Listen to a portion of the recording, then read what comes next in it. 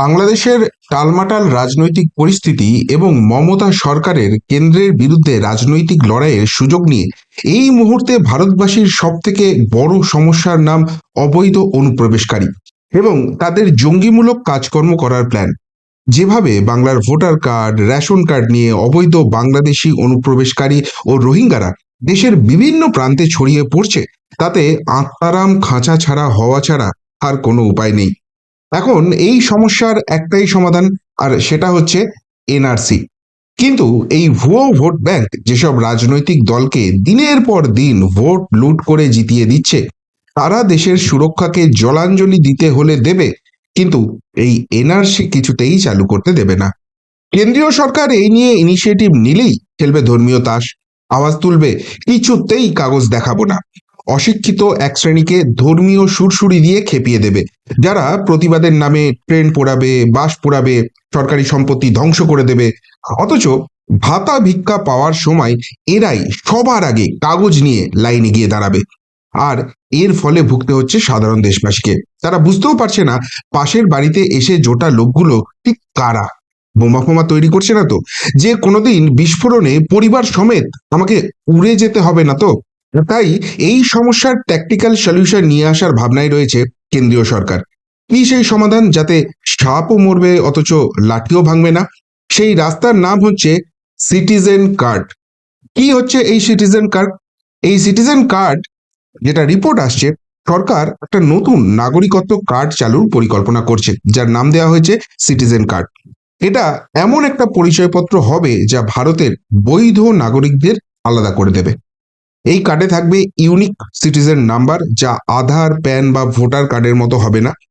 এবার এটা যে হচ্ছে, এটার মূল ভিত্তি হতে চলেছে জাতীয় জনসংখ্যা পঞ্জি বা এনপিআর, যেটা হতে চলেছে সেটার উপর বেশ করেই কিন্তু এই সিটিজেন কার্ড দেওয়া হবে।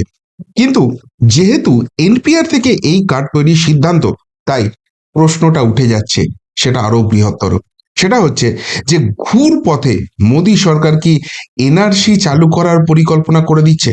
দেখুন, সরাসরি যদি করতে যায় তাহলে সেটার একটা রাজনৈতিক বিরোধের জায়গা আসবে, সেটাকে বিভিন্নভাবে আটকাবার চেষ্টা করবে, এবং সব থেকে বড় কথা, সেই রাজনৈতিক ভাবনার মধ্যে কোথাও গিয়ে ধর্মীয় সুরসুরি ঢুকে যেতে পারে, ফলে বেকায়দায় পড়তে হতে পারে। আর তাই এই সিটিজেন কার্ড, যেটা বিভিন্ন দেশে কিন্তু চালু আছে, এমনকি আমাদের পড়শি দেশ বাংলাদেশ সেখানেও আছে, মিডল ইস্টে আমাকে দীর্ঘদিন কাজ করতে হয়েছে, আমি সেখানে দেখেছি যে সিটিজেন কার্ড থাকলে, সেই ইউনিক নাম্বার থাকলে আপনি স্পেশাল ফেসিলিটি পাবেন। কিন্তু যেহেতু আমরা ভারতীয়, আমরা সেখানে যাই, আমাদের ওই দেশের নেই, আমরা ওই স্পেশাল ফেসিলিটিগুলো পাই না। তো এই যে কার্ডের সিস্টেমটা, এটা কিন্তু বিভিন্ন দেশের রয়েছে, এবং যেহেতু এটা সরাসরি সরাসরি এই এনআরসির সঙ্গে যুক্ত নয়, তাহলে ওইভাবে জিনিসটাকে আটকানো হবে না। কিন্তু এটা কি ঘুরপথে এনআরসি হচ্ছে? কেন এই প্রসঙ্গটা উঠছে? দেখুন, নরেন্দ্র মোদী যখন থার্ড টার্মে ক্ষমতায় এসছেন, তখন নরেন্দ্র মোদী সরকারের পরবর্তী কি পদক্ষেপ হবে সেই নিয়ে যখন রাজনৈতিক বিশ্লেষণ হচ্ছে, সেখানে উঠে আসছে 6টা বিষয়, যার মধ্যে অত্যন্ত গুরুত্বপূর্ণ রয়েছে ওয়ান নেশন ওয়ান ইলেকশন, অভিন্ন দেওয়ানি বিধি, সেন্সাস, এনপিআর, ডিলিমিটেশন এবং সিটিজেন কার্ড। এর মধ্যে ওয়াকফ বোর্ডটা রাখছি না এই কারণেই, ওয়াকফ বোর্ড ইতিমধ্যেই কিন্তু জেপিসিতে চলে গেছে এবং এটা যে কোনো মুহূর্তে লোকসভা বা রাজ্যসভায় পেশ হতে পারে। কিন্তু ওয়ান নেশন ওয়ান ইলেকশনটা জেপিসিতে গেছে, সেটা আলোচনাটা বাকি রয়েছে। সেন্সাস আর এনপিআর একসঙ্গে করার একটা পরিকল্পনা রয়েছে এবং সেই নিয়ে কার্যকলাপ চলছে। এর মধ্যে সেন্সাস আর এনপিআর এর সঙ্গে সিটিজেন কার্ডটাকেও জড়িয়ে দেওয়ার একটা পরিকল্পনা চলছে, এবং রাজধানী থেকে যে বিভিন্ন খবরগুলো আসছে সেখান থেকে কিন্তু ইঙ্গিতটা স্পষ্ট হয়ে যাচ্ছে। কেননা 2010 সালের পর এবার প্রথমবার এনপিআর আপডেট হবে। সেন্সাসের সঙ্গেই এনপিআর এর তথ্য সংগ্রহের কাজ চলবে।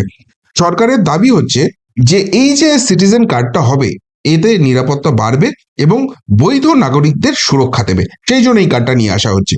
কিন্তু বিতর্কতা সেইখানেই শুরু হয়ে যাচ্ছে যে এই যে এনপিআর এর উপর বেশ করে দেওয়া হবে, সেখানে অলরেডি তো আধার কার্ড আছে, অলরেডি তো পাসপোর্ট আছে, অলরেডি তো ভোটার কার্ড আছে।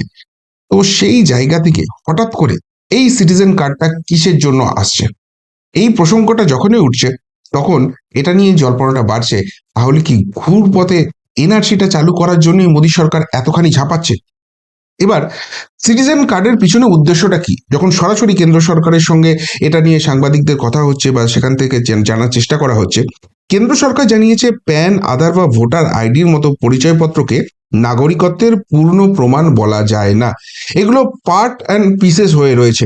কোনোটা থেকে আমি নাগরিকত্বের প্রমাণ পাবো, কোনোটা থেকে আমি ডেট অফ বার্থ পাবো, কোনোটা থেকে বার্থ প্লেস পাবো, এই ধরনের বিভিন্ন জায়গা হয়ে রয়েছে।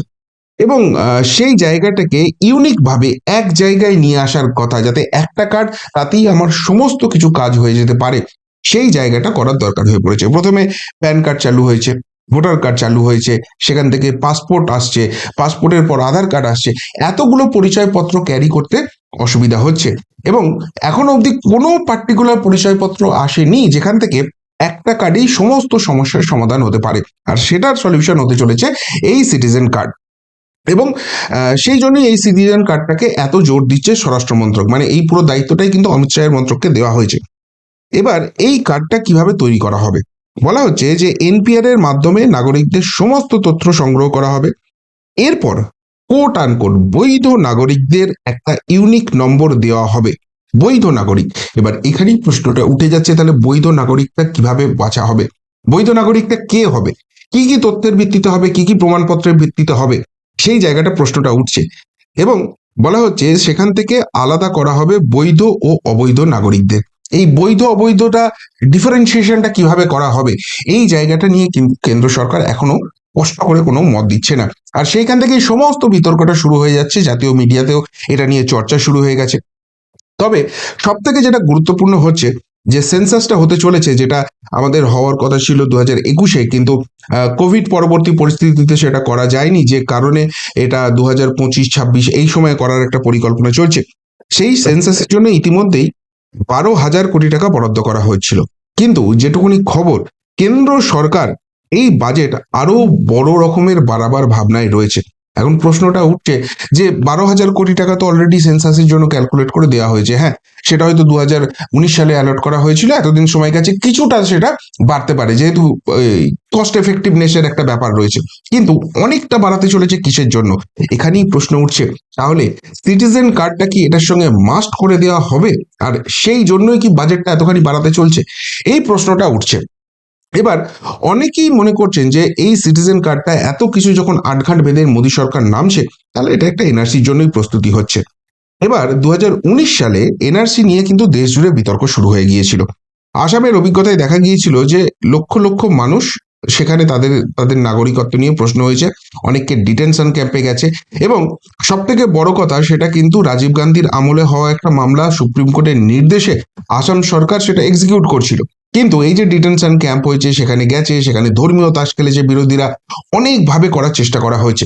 ফলে একটা রাজ্য যেখানে সুপ্রিম কোর্টের নির্দেশে এটা কোনো সরকার এক্সিকিউট করছে, সেইখানে বিরোধীরা যখন এইভাবে ঝাঁপিয়ে পড়ছে, তখন খুব স্বাভাবিকভাবেই দেশ জুড়ে যখন এনআরসি করা হবে, এটা নিয়ে কিন্তু একটা বড় রকমের রাজনৈতিক রকমের ঝামেলা তৈরি করার চেষ্টা করা হবে। এখন যদি সিটিজেন কার্ড চালু হয়, তাহলে একটাই প্রশ্ন আসবে যে কিসের ভিত্তিতে এটা হবে? ওই যে বৈধ অবৈধের কথাটা বলেছে, কি কি নথি সংগ্রহ করতে হবে? এবার আরেকটা প্রশ্ন এখানে উঠে আসছে, যেটা নিয়ে কিন্তু ইতিমধ্যেই বিতর্ক শুরু হয়ে গেছে, যে যার কাছে জন্মের প্রমাণপত্র নেই, যারা বাস্তুচ্যুত, তারা কি করে নাগরিকত্ব পাবে এখানে? তারা কি করে ওই সিটিজেন কার্ডটা পাবে এখানে? সেইটা নিয়ে কি তারা ঝুঁকিতে পড়ে যাবে? সেইটা নিয়ে কি নতুন রকমের রাজনৈতিক লড়াই শুরু হয়ে যাবে? এবং তার থেকেও বড় কথা, মোদী সরকার এটাকে কিভাবে হ্যান্ডেল করবে? কিন্তু যেটুকুনি শোনা যাচ্ছে যে কেন্দ্র সরকারের মোটোটা খুব ক্লিয়ার, যে ভালো কিছু করতে গেলে এই ধরনের খুচরো রাজনৈতিক ঝামেলা হবে।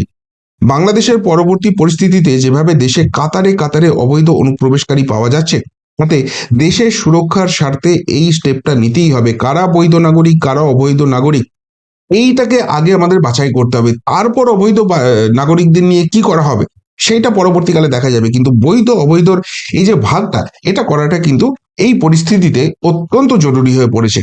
তার উপরে লোকসভার পরবর্তী পরিস্থিতি এখন আর কিন্তু নেই। বিশেষ করে হরিয়ানা এবং মহারাষ্ট্রের যে ফলাফল হয়েছে, সেটা বিজেপির পক্ষে গেছে। তারপর কিন্তু বিরোধীরা কার্যত চুপসে গেছে, সামনে সেরকম কোনো বড় ভোট নেই। এবার এই এই যে এনআরসি বৈধ অবৈধ এগুলো নিয়ে যখন রাজনৈতিক ঝড় উঠবে, ডেফিনেটলি তার একটা প্রভাব তো ভোট বাক্সে পড়ে। তো সেই রকম কোনো বড় ভোট নেই যেটা বিজেপিকে ঝামেলায় ফেলতে পারে। আর এই রাজনৈতিক স্থিতাবস্থার সুযোগ যদি না নেওয়া হয়, তাহলে আখেরে কিন্তু পরে পস্তাতে হবে, কেননা দেশের আভ্যন্তরীণ সুরক্ষা এই বাংলাদেশ কাণ্ডের পর কিন্তু বড়সড় প্রশ্নচিহ্নের মুখে পড়ে গেছে। আর মোদী সরকারের এই মরিয়া মনোভাবই এবার কিন্তু জাতীয় মিডিয়ায় চর্চার বিষয় হয়ে যাচ্ছে। তাহলে ফাইনালি সিটিজেন কার্ডের আড়ালে এই এনআরসির জন্যই কিন্তু মঞ্চটা তৈরি করা হচ্ছে। এবার এখানে একটা যে উদ্বেগের জায়গাটা রয়েছে, বা যারা এটা নিয়ে একদম ওপেন মাইন্ডেড আলোচনা করছেন, দেখুন তাদের প্রশ্নটা কিন্তু খুব ভ্যালিড। বলছে নতুন কার্ডের জন্য আবার কি প্রমাণপত্র জমা দিতে হবে?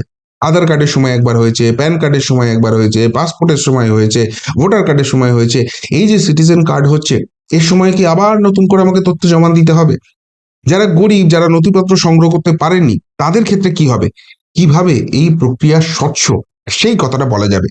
তাছাড়া আরেকটা চিন্তাও কিন্তু উঠছে, যেটা কিন্তু রীতিমতো এই পুরো বিষয়টা নিয়েই প্রশ্নচিহ্ন তুলে দিচ্ছে। সেটা হচ্ছে যে বহু অবৈধ অনুপ্রবেশকারী রয়েছে, তাদের কাছে যা পরিচয়পত্র বা ডকুমেন্ট আছে, তারা নাম ধাম বদলে এখানে এসে যা যা ডকুমেন্ট করে দিয়েছে, তা বোধহয় এদেশের বহু জেনুইন মানুষের কাছেও নেই। তাহলে প্রশ্নটা উঠছে, সত্যিই কি দুধে আর জলে আলাদা করা যাবে?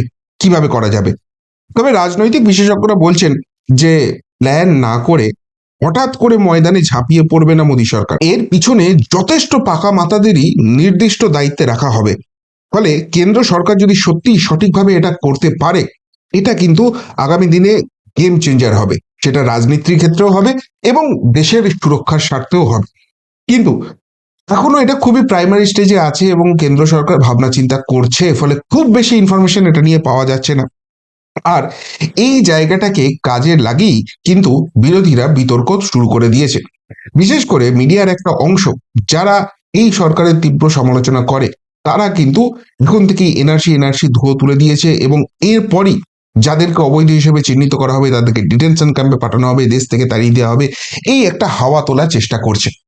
একদিকে এটা স্পষ্ট হয়ে যাচ্ছে যে যেভাবে অবৈধ অনুপ্রবেশকারীরা ঢুকেছে, সেখানে একটা চিরুনি তল্লাশি এবং এই বৈধ অবৈধ সেগ্রিগেশন এই করাটা অত্যন্ত জরুরি। অন্যদিকে প্রশ্নটা কিন্তু আবারও উঠে যাচ্ছে যে এই প্রসেসটার মধ্যে সত্যিই কতখানি স্বচ্ছতা থাকবে? সত্যিই দুধে আর জলে আলাদা করা যাবে তো, নাকি দুধের মধ্যে জলটা মিশে যাবে আর জল বলে যাদেরকে ফেলা যাবে তাদের অনেকটাই দুধ হয়ে যাবে? এই প্রশ্নটা কিন্তু উঠতে শুরু করে দিয়েছে।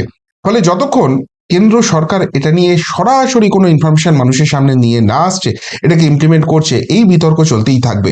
তবে বর্তমান পরিস্থিতিতে যেভাবে চারিদিক থেকে এই অবৈধ অনুপ্রবেশকারী এবং জঙ্গি উদ্ধার হচ্ছে এবং তার সঙ্গে বাংলার যোগ পাওয়া যাচ্ছে, বিভিন্ন রাজ্যের পুলিশ এসে তাদেরকে ধরে নিয়ে যাচ্ছে, তাতে আপনাদের কি মনে হয় এই এনআরসি কি সত্যিই অত্যন্ত জরুরি? আর এনআরসি যদি না করা যায়, তার প্রাইমারি স্টেপ হিসেবে এই সিটিজেন কার্ড আনলে সেটা সত্যি মোদী সাহেব মাস্টার স্ট্রোক হবে? কেন্দ্র সরকারের সত্যি একটা সদর্থক পদক্ষেপ হবে? আর যদি সেটা আনে, তাহলে এই রাজনৈতিক বাধ্যবাধকতা এবং চাপে শেষ পর্যন্ত সেটাকে কি ইমপ্লিমেন্ট করতে পারবে? উত্তরটা অবশ্যই কমেন্ট বক্সে কমেন্ট করে জানাবেন। এখনকার মতো এখানেই শেষ করলাম, ফেরত আসছি নতুন প্রতিবেদন নিয়ে খুব তাড়াতাড়ি। ভালো থাকবেন, সাথে থাকবেন, পাশে থাকবেন। নমস্কার।